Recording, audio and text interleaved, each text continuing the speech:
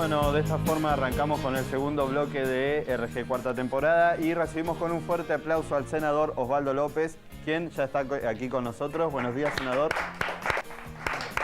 Aplauso para ustedes. ¿Cómo le van? Bien, muy bien. Bueno, lo llamamos para consultarle sobre este proyecto aprobado por el Senado de reforma judicial, esta democratización de la justicia. Bueno, así es como desde el oficialismo se lo ha denominado. Queríamos consultarle básicamente de qué se trata esta reforma. Bueno, básicamente es la continuidad o la profundización de un proceso de transformación que se inicia a partir básicamente del año 2003. Hay que acordarse que en ese momento nosotros veníamos teniendo una corte adicta al gobierno de turno, que era el gobierno menemista, que amplió su número a los efectos de garantizarse una mayoría propia que le avalase desde la jurisprudencia las políticas neoliberales que tanto daño hicieron a nuestro país, con fallos escandalosos que fueron causa de juicio político y destitución de algunos jueces, ¿no? Entonces, primero se cambió la Corte, segundo, se anularon las leyes de impunidad que habían sido tan útiles a ese esquema, como la ley de obediencia debida, la ley de punto final, y mediante eso se pudo llevar adelante el proceso de justicia en contra de los genocidas que han habido en nuestro país. También, por ejemplo, a nivel de la presidencia, se emitió un decreto en el año 2003 autolimitándose el presidente en sus facultades para nombrar jueces y sometiéndolos, aunque no lo obligase la Constitución, a audiencias públicas, a procesos de impugnaciones, como para que los jueces fuesen conocidos por la sociedad y la sociedad pudiese saber en manos de quién iban a quedar sus derechos. Bueno, tuvo una primera etapa y ahora hay una segunda etapa donde es necesario avanzar, porque nosotros estamos cumpliendo 30 años de democracia, felizmente, en un periodo de estabilidad democrática, política e institucional que no tiene precedentes en nuestra historia. Durante todo el siglo XX la democracia fue sistemáticamente interrumpida por golpes de Estado, por procesos violentos, antidemocráticos.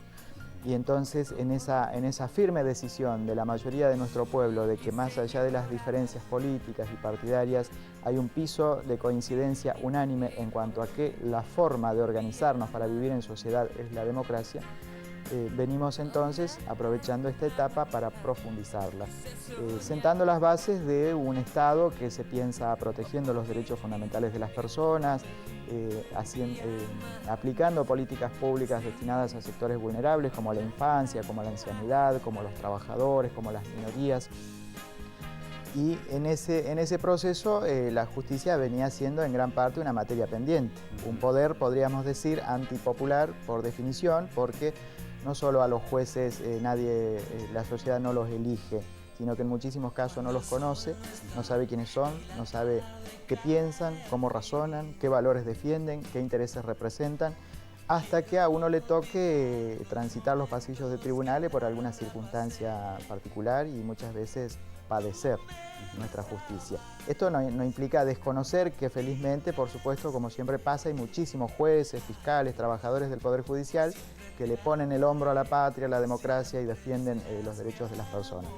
Pero no es la mayoría suficiente como para teñir con un juicio general a la justicia en ese concepto, sino que mayoritariamente hay una vocación corporativa que es la que se trata de romper ahora, abriendo el Poder Judicial al pueblo, abriéndolo a la participación popular, a través de distintas medidas, como por ejemplo la posibilidad de que algunos consejeros de la magistratura, que son los miembros del órgano que selecciona, elige los jueces y eventualmente evalúa su conducta y en caso de alguna violación importante de alguna ley puede sancionarlos, por ejemplo, aplicando la destitución. Ese órgano tiene diversos miembros que representan al Parlamento, que representan al Poder Judicial, que representan a los abogados, que representan a otros ámbitos académicos o inclusive al Poder Ejecutivo. Y la modificación ahora apunta a que varios de estos miembros, no todos, pero sí varios, puedan ser elegidos no solo por los cuerpos o los claustros a los cuales pertenecen, sino por toda la sociedad. De esa manera se los expone a explicitar al pueblo qué piensan hacer desde ese lugar, a qué proyecto de justicia pretenden o quieren contribuir, si a una justicia que avala golpes de Estado, como ha pasado en nuestra historia, si a una justicia que avala un proceso de desguace de nuestra industria, de remate de nuestro patrimonio y de empobrecimiento de las mayorías populares, o si a una justicia que se compromete con la democracia, con sus instituciones, con los derechos fundamentales de las personas, con los derechos económicos, sociales, culturales, los derechos humanos. Entonces, cada candidato a Consejo de la Magistratura tendrá que explicitar su proyecto ante la sociedad. Bien, senador, una de las críticas que se le realizó a este proyecto es que justamente esta cuestión de poder elegir a los jueces o a los miembros del Consejo de la Magistratura de manera, de la misma forma que se elige a un representante del pueblo, si a un legislador o a algún gobernador.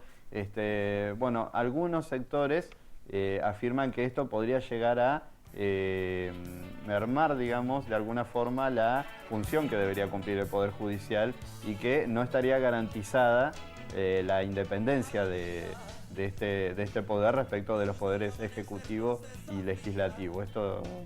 Yo creo que es un argumento falaz, absolutamente descompasado respecto del tiempo que vivimos, porque se desempolvan de la biblioteca argumentos de la Revolución Francesa del año 1789, donde había absolutamente otra coyuntura, veníamos rigiéndonos por el sistema monárquico, el poder se entendía que era de origen divino y que quienes lo ejercían en la tierra lo tenían de manera vitalicia y se heredaba dentro de determinadas dinastías familiares. En ese contexto se explicó la Revolución Francesa y la emergencia de la República, digamos. Hoy, 200 años después, podemos entender que mucho se ha avanzado, que mucho ha cambiado, las sociedades evolucionan y las instituciones y el Estado tienen que ser permeables a adaptarse a las demandas de los nuevos tiempos. Entonces, quien sostiene ese tipo de argumento en realidad tiene una concepción despectiva de la política, del Estado, de los partidos, que es una concepción heredada de tiempos autoritarios. Si la concepción despectiva de la política no surge de un repollo, fue cultivada por sectores bien identificados y que defendieron intereses minoritarios y que fueron funcionales a políticas que se aplicaron en nuestro país y que fueron diseñadas afuera de nuestro país, como el Plan Cóndor, como el Consenso de Washington, que nos asignaron a los países del sur el lugar de la colonia, el lugar del patio trasero o del granero del mundo. Cuando nosotros empezamos a recuperar nuestra autoestima, nuestra independencia, nuestra posibilidad de definir por nosotros en qué país queremos vivir, qué programa económico aplicar, estos argumentos de esa vieja guardia todavía en algún caso persisten y vuelven a estar.